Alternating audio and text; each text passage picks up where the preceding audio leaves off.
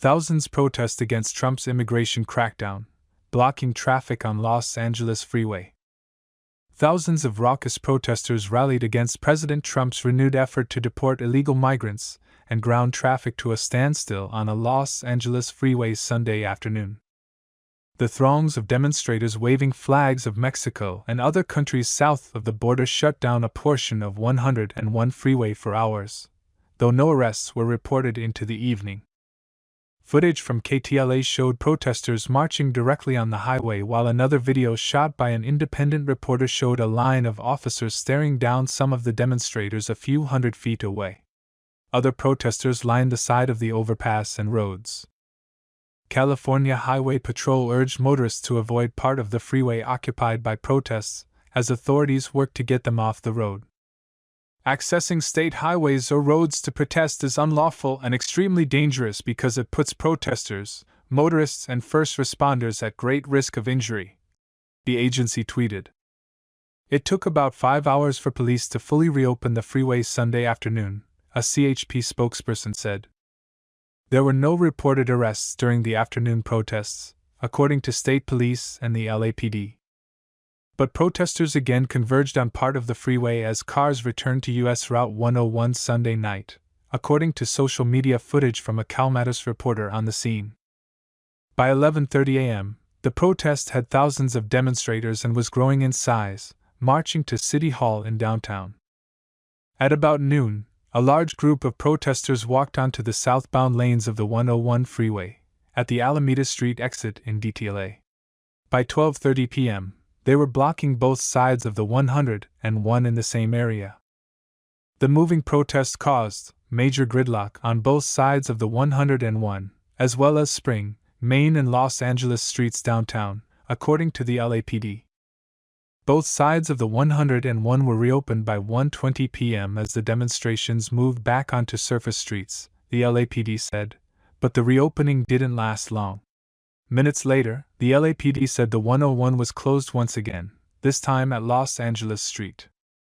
By 4 p.m., LAPD said protesters had again moved off the freeway onto surface streets and were gathering on the steps of LA's City Hall. Many of the protesters were carrying signs, many of which were speaking out against Trump's policies regarding immigration. "The real criminal is in the White House," one sign read. Another read, "Jesus said love thy neighbor, not deport them."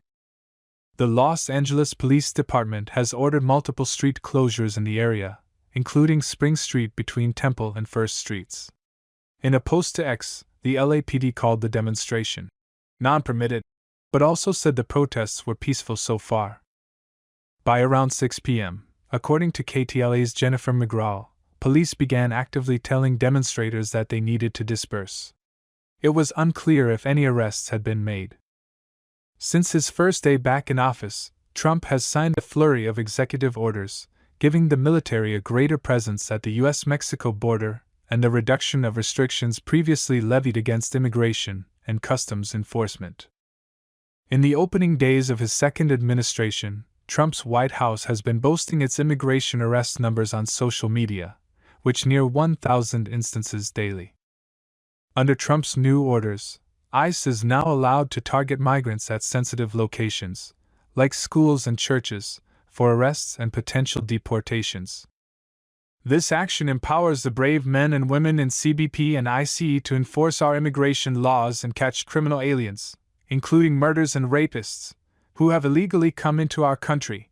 A statement from the U.S. Department of Homeland Security reads, "Criminals will no longer be able to hide in America's schools and churches to avoid arrest."